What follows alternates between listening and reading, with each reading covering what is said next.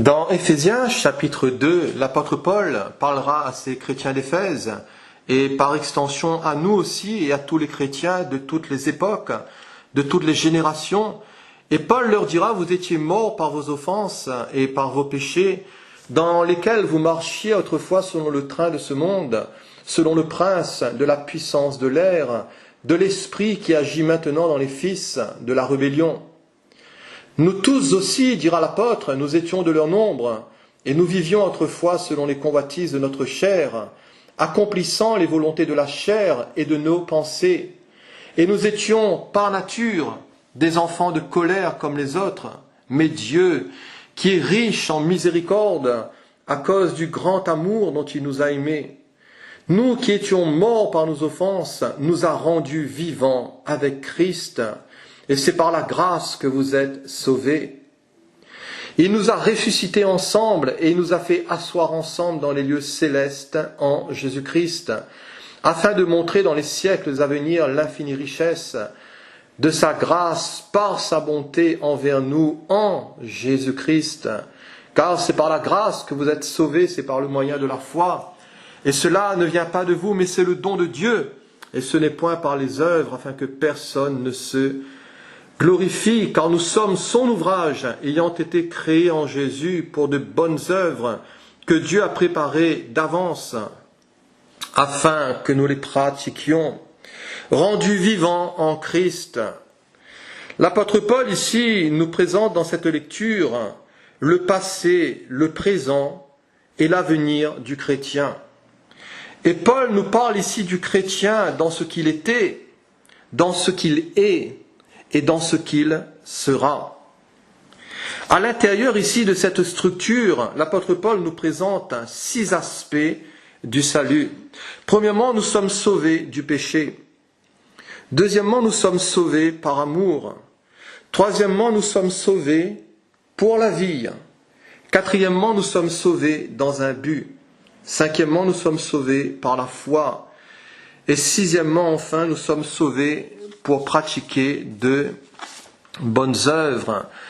Sauvé ici, premièrement, du péché. L'apôtre Paul rappelle ici à ces Éphésiens qu'avant, autrefois, avant de connaître Jésus, ils étaient morts spirituellement. Pourquoi ? Parce qu'ils menaient une vie mauvaise, avec une nature mauvaise et dans un monde mauvais. Et telle était la condition ici de ces chrétiens d'Éphèse avant de croire en Christ. Et telle était aussi notre condition aussi à tous. Ils vivaient, voyez-vous, selon leur propre volonté et selon leurs propres désirs. Et nous vivions aussi selon notre propre volonté, selon notre propre désir, selon les convoitises de notre chair et selon la vanité de nos pensées. Et la Bible dit que nous étions par nature des enfants de colère, influencés par les puissances des ténèbres et par les démons. Et le train de ce monde, c'est le train du diable. Pourquoi ? Parce que le monde entier gît sous la puissance du malin. Et par le péché, et par leur nature de péché, les hommes sont esclaves du malin. Quelqu'un disait que le péché est un aéroport pour l'atterrissage des démons. Et c'est une vérité. Parce que le péché donne toujours à Satan l'avantage sur nous. Vous étiez morts par vos offenses et par vos péchés. Parce que l'homme est né pécheur, il est mort. L'homme ne meurt pas spirituellement parce qu'il pêche, mais il est spirituellement mort parce qu'il est né pécheur par nature. C'est-à-dire que l'homme a une nature de péché. L'homme ne meurt pas spirituellement parce qu'il pêche, mais il est déjà spirituellement mort parce qu'il est né dans le péché à cause de sa nature de péché. Et la condition des hommes naturels qui refusent le Seigneur est une condition dangereuse et effrayante. Et tu peux être quelqu'un de gentil, tu peux être quelqu'un de sympathique, tu peux être bien élevé, tu peux avoir des codes moraux, tu peux faire des bonnes œuvres, des œuvres sociales. Ou à l'inverse, tu peux être un brigand, tu peux être quelqu'un de mauvais, de méchant, un voleur, voire même un terroriste. Mais cela n'enlève en rien la même nature de péché des uns comme des autres. Certes, ils ne vivent pas de façon également pécheresse, mais les uns et les autres, voyez-vous, possèdent une nature de péché. Et que nous soyons bons ou que nous soyons mauvais, nous sommes tous, voyez-vous, coupés de Dieu à cause de notre nature adamique. Nous sommes tous vivants dans la mort, et l'homme est mort bien qu'il vive. Concernant les veuves de l'Église, l'apôtre Paul dira à Timothée que celle qui vit dans les plaisirs est morte, quoique vivante. 1 Timothée chapitre 5 et au verset 6.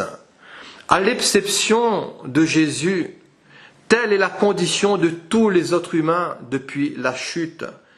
Spirituellement morts, séparés de Dieu, coupés de Dieu, n'ayant pas la vie de Dieu. Tu peux être quelqu'un d'intelligent, tu peux être quelqu'un de diplômé, tu peux même être un savant. Ou à l'inverse, tu peux être quelqu'un de non instruit, peut-être un analphabète, peut-être que tu ne sais même pas lire ni écrire, mais cela en matière de salut n'a rien à voir. Rien à voir. Un mort n'a plus aucune réaction. Et s'il n'y a pas un agent extérieur pour le réanimer, il reste mort. Si tu passes par une crise cardiaque, si tu passes peut-être par une noyade ou un AVC et qu'il t'arrive à mourir, s'il n'y a pas un agent extérieur pour venir te réanimer, tu restes mort. Et au niveau spirituel, c'est la même chose. S'il n'y a pas le miracle de Dieu, s'il n'y a pas l'œuvre du Seigneur qui vient vers nous et qui vient nous réanimer, qui vient par son Saint-Esprit nous communiquer une vie nouvelle, qui vient pour nous donner une nouvelle naissance, qui vient nous donner un esprit nouveau, qui vient nous régénérer et nous ressusciter spirituellement, nous restons morts dans nos péchés. C'est une grande vérité. C'est pour cela qu'en matière de salut, personne ne peut se glorifier. Pourquoi ? Parce que nous étions morts dans nos péchés et dans nos offenses. Et il a fallu le miracle de Dieu, l'intervention divine, pour venir nous réanimer. Un mort n'a plus aucune réaction. Et l'homme est coupé de Dieu. L'homme est séparé de Dieu. L'homme est vivant dans la mort. Es-tu né de Dieu ? Es-tu né de nouveau? As-tu reçu la vie de Jésus dans ton esprit? Est-ce que tu as pleuré sur ton péché? Est-ce que tu t'es repenti de tes péchés? Sincèrement, est-ce que tu as donné ton cœur à Jésus? Fais-le. C'est un conseil que je te donne. Si tu es loin de Jésus, ne reste pas dans ta situation parce que tu vis dans une situation dangereuse. Ton cas, ton sort est un sort dangereux. Ne reste pas loin de Jésus. Arrête de raisonner. Ne pense pas que tu peux vivre encore longtemps. Le diable est un menteur. Le diable est un séducteur. Car nul ne sait, voyez-vous, combien de temps il nous reste à vivre. Fais la paix avec le Seigneur. Tourne-toi vers Jésus. Fais vite. Crois en lui, invoque-le, et tu seras aussi sauvé. Le remède de Dieu face au péché, c'est aussi l'amour. Et si nous pouvons être sauvés du péché, c'est à cause de l'amour de Dieu. Au verset 4, « Mais Dieu qui est riche en miséricorde, et à cause du grand amour dont il nous a aimés. » La miséricorde et l'amour de Jésus font que le Seigneur ne nous traite pas comme nous le méritions. Et bien que cet amour ait été dispensé depuis des siècles aux uns et aux autres, cet amour reste intarissable et cet amour reste inépuisable. Par la bouche du prophète Jérémie, le Seigneur dira « Je t'aime d'un amour éternel. C'est pourquoi je te conserve ma bonté. » Est-ce que tu m'entends, cher ami, toi qui m'entends? Est-ce que tu sais que Jésus t'aime? Peut-être que tu es un mal-aimé, peut-être que tu es un mal souffrant, peut-être que tu es rejeté depuis très jeune et que tu n'as jamais reçu d'amour dans ta vie. Tu es blessé, tu as été heurté par la vie. Et tu es malheureux, tu es malheureuse, tu es déprimé, tu prends des cachets en longueur de journée. Pourquoi? Parce que tu as une grande souffrance dans ton cœur. Jésus veut te dire qu'il t'aime. Jésus veut te dire qu'il a donné sa vie pour toi. Jésus veut te dire qu'il ne veut pas de ton argent. Il ne veut pas te faire entrer dans une religion, dans une secte. Il veut te donner sa vie. Il veut venir habiter en toi. Il veut changer ton cœur. Il veut faire toutes choses nouvelles. Il veut te donner un avenir, de l'espoir, de l'espérance. Ce n'est pas que des mots, ce que je te le dis, c'est sous l'inspiration du Saint-Esprit. Et c'est le message de Dieu pour toi. Dieu veut toucher ton cœur. Dieu veut se révéler à toi. Dieu veut te sauver. Il veut te changer. Il veut te transformer. Il va ôter ta souffrance. Il va ôter ta douleur. Il viendra panser tes plaies. Le Seigneur t'aime. Jésus t'aime. Ne l'oublie jamais. L'amour de Dieu tire aussi sa grandeur dans le prix qu'il a payé pour nous. Et il dit que Dieu a tant aimé le monde qu'il a donné son Fils unique, afin que quiconque croit en lui ne périsse point, mais qu'il ait la vie éternelle. Sauvé premièrement du péché, deuxièmement sauvé par amour, troisièmement sauvé pour la vie. Au verset 5, il est écrit « Nous qui étions morts par nos offenses, nous a rendus à la vie avec Christ. » Comme c'est merveilleux, de mort que nous étions, le Seigneur nous a ramenés à la vie avec Jésus et par Jésus. Quelqu'un disait que le plus grand miracle que Dieu puisse faire, c'est de sortir une personne impie d'un monde d'impies et de faire de cette personne impie une personne sainte et de la remettre dans un monde d'impies et de la garde des saintes. De mort que nous étions, le Seigneur nous a ramenés à la vie pour être à lui. Et lorsque nous sommes devenus chrétiens, nous avons cessé d'être privés de la vie de Dieu. Nous sommes devenus spirituellement vivants par notre foi dans le sacrifice de Jésus, en confessant la mort et la résurrection du Christ, par notre union avec le Seigneur Jésus. Nous avons été rendus vivants avec le Christ et par le Christ. Et maintenant, nous recherchons les choses d'en haut, où Christ est assis à la droite de Dieu. Nos désirs ont changé, notre mentalité a changé. Quand nous connaissons Jésus, notre mode de vie change, nos conceptions changent, nos désirs changent, nos pensées changent, tout change radicalement en nous. Et le Seigneur met de bonnes choses dans notre cœur, le Seigneur met des desseins nobles, le Seigneur met sa pureté, le Seigneur change notre vie, notre caractère, et le Seigneur fait de nous ses brebis.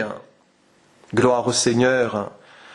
Bénissez le Seigneur, mes frères et mes sœurs, les bien-aimés de Dieu, glorifiez le Seigneur pour ce si grand salut. Appréciez le salut de Dieu, appréciez ce salut qui est très très grand. Rendu vivant en Christ, le salut de Dieu nous apporte la vie. Et si Dieu a été assez puissant pour nous sauver, Dieu est assez puissant aussi pour nous garder dans le salut et pour nous préserver de toute chute. Et si quelqu'un a chuté, sache que le Seigneur a le pouvoir de te relever et de te mettre sur son ferme rocher. La vie du Seigneur Jésus. Dieu ne se contente pas seulement de nous ramener à la vie ici-bas, mais il nous fait aussi également asseoir avec Christ dans les lieux célestes. Gloire au Seigneur. Si nous avons été sauvés du péché, si nous avons été sauvés par amour, si nous avons été sauvés pour la vie, nous avons aussi été sauvés pour un but. Au verset 6, il est dit qu'il nous a ressuscités ensemble et il nous a fait asseoir ensemble dans les lieux célestes en Jésus-Christ. Et dans le salut, il y a un but.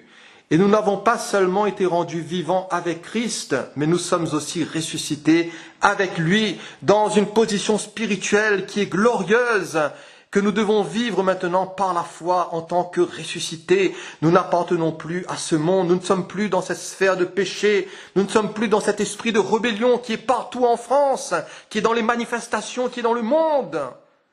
Il y a l'esprit du diable, il y a un esprit de rébellion sur ce monde. Mais le Seigneur nous en a soustrait, le Seigneur nous a délivrés de cette sphère pour nous faire pénétrer dans sa sphère divine, pour vivre en communion avec le Père, avec le Fils, avec le Saint-Esprit, dans l'attente de la résurrection de notre corps mortel. Gloire au Seigneur. Le Seigneur a un beau programme pour toi. Le Seigneur a un beau programme pour moi. Je loue le Seigneur. Je le bénis de tout mon cœur en cet instant. Je l'adore. Je ressens sa présence. Je le glorifie. Les lieux célestes. Les lieux célestes, c'est là que sont nos bénédictions.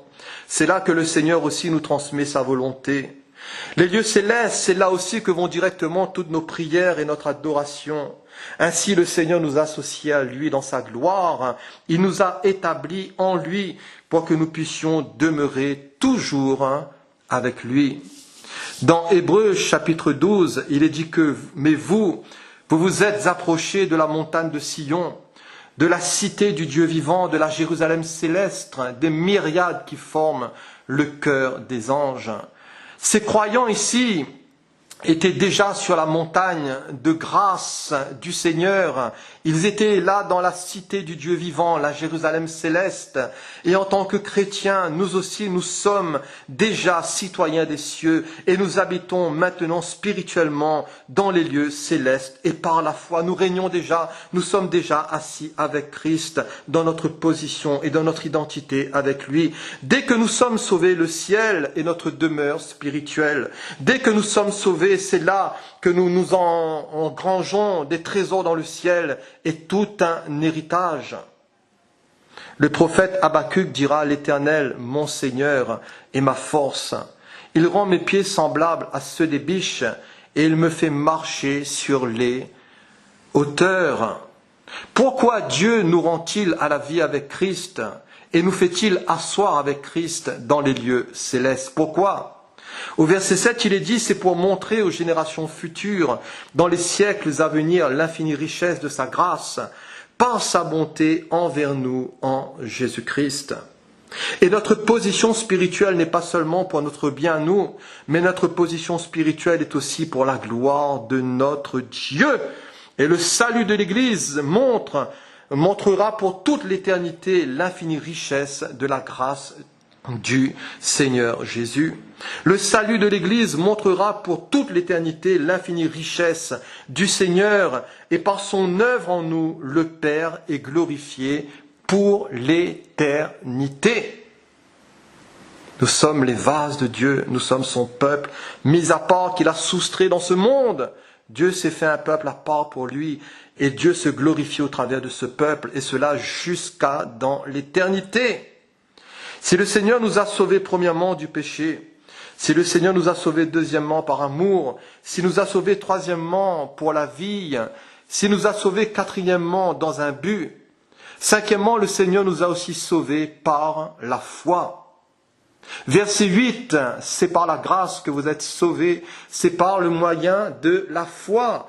Et cela ne vient pas de vous, mais c'est le don de Dieu. Ce n'est point par les œuvres, afin que personne ne se glorifie. C'est clair, c'est net comme de l'eau de roche. Sauvés par la foi. Écoutez bien ceci, même la foi ne vient pas de nous. C'est un don de Dieu. Sinon, nous aurions pu nous en glorifier. Et dans le salut, il n'y a pas un gramme de l'homme. Dans le salut de Dieu, il n'y a rien qui vient de l'homme, même pas la foi. La foi, c'est un don de Dieu. Sinon, nous aurions pu en tirer gloire. L'apôtre Pierre dira dans 2 Pierre, chapitre 1, verset 1, « À ceux qui ont reçu en partage une foi du même prix que la nôtre. » À ceux qui ont reçu en partage une foi du même prix que la nôtre, recevoir en partage. La version parole vivante dira à ceux qui ont reçu comme nous le don précieux de la foi. Notre part dans le salut est d'avoir la foi, mais même cette foi ne vient pas de nous.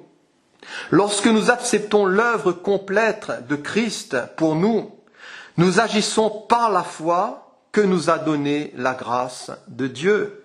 C'est un don. Bien que l'acte soit fait par nous, cela nous vient premièrement de Dieu. C'est le don qui nous a fait par sa grâce. Le Seigneur est merveilleux.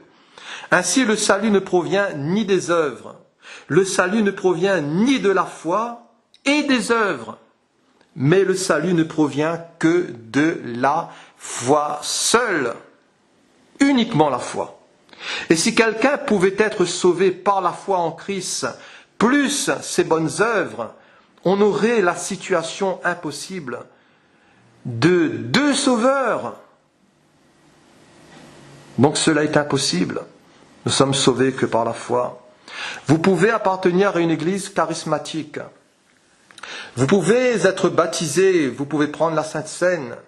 Vous pouvez exercer la charité, être un bon voisin. Vous pouvez observer les 10 commandements ou le sermon sur la montagne. Et le fait de faire toutes ces choses ne procure pas le salut. Peut-être que quelqu'un est en train de se boucher les oreilles dans ce que je suis en train de dire, mais c'est une vérité. Tu peux être quelqu'un de bien, tu peux être baptisé d'eau, tu peux là faire toutes ces choses, mais ces choses ne procurent pas le salut.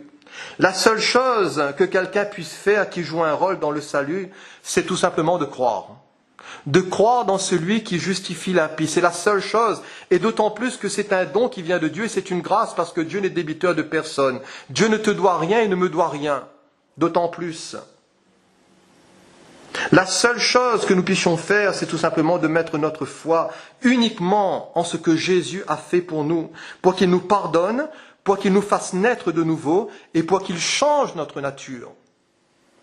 L'obéissance à la loi, les prescriptions de la loi, toutes ces choses, l'observation des commandements de Dieu, la pratique de bonnes œuvres, toutes ces choses ne peuvent pas nous faire naître de nouveau.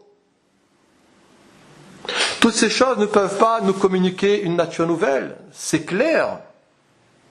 Ainsi, mon juste vivra par la foi. Étant donc justifiés par la foi, et par la foi seule, nous avons la paix avec Dieu par notre Seigneur Jésus, à qui nous devons d'avoir eu par la foi accès à cette grâce dans laquelle nous demeurons fermes. Si le Seigneur nous a sauvés du péché, s'il nous a sauvés par amour, s'il nous a sauvés pour la vie, s'il nous a sauvés dans un but, s'il nous a sauvés par la foi. Pour terminer, le Seigneur nous a sauvés aussi pour de bonnes œuvres. Et bien qu'elles ne jouent aucun rôle dans l'obtention du salut, les œuvres sont étroitement liées à la vie de celui qui est sauvé. Les bonnes œuvres ne peuvent produire le salut, mais le salut produit de bonnes œuvres. Avant que nous puissions faire de bonnes œuvres pour le Seigneur, il faut qu'il fasse une bonne œuvre en nous. C'est-à-dire qu'il faut qu'il nous change, qu'il nous fasse naître de nouveau. Par la grâce de Dieu, rendue efficace par notre foi, nous devenons ainsi son ouvrage, ayant été créés en Jésus, pour de bonnes œuvres que Dieu a préparées d'avance, afin que nous les pratiquions. Non seulement le Seigneur nous a élus d'avance, mais d'avance, il a préparé des bonnes œuvres, afin que nous les pratiquions. Le Seigneur est merveilleux, Dieu a un plan. Le Seigneur a un plan pour ta vie.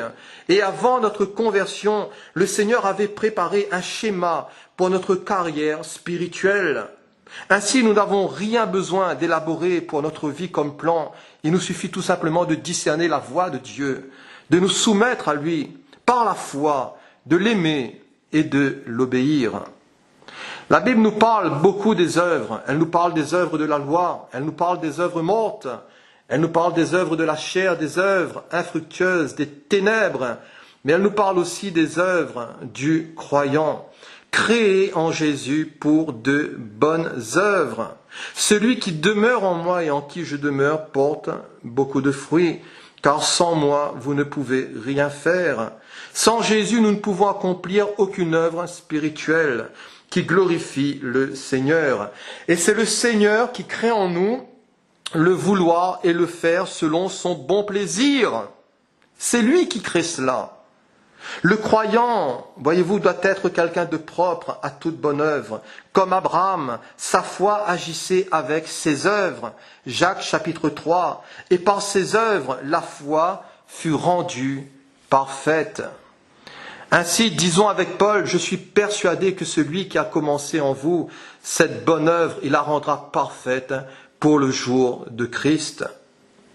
Nous sommes des diamants bruts en voie de transformation, et le Seigneur n'en a pas fini avec nous. Comme un peintre, le Seigneur doit aussi terminer son ouvrage qui sera belle et qui sera aussi magnifique. C'est lui le potier et nous sommes aussi l'argile entre ses mains. Laisse le Seigneur te travailler. Cher ami, bien-aimé du Seigneur, laisse le Seigneur œuvrer en toi. Laisse-lui tailler, couper, enlever tout ce qu'il ne veut pas. Et laisse-lui te façonner. Laisse-lui faire le travail qu'il a à faire et que son nom soit ainsi glorifié. Toi, aie foi en lui et aie confiance en lui. Amen. Que le nom du Seigneur soit glorifié. Alléluia.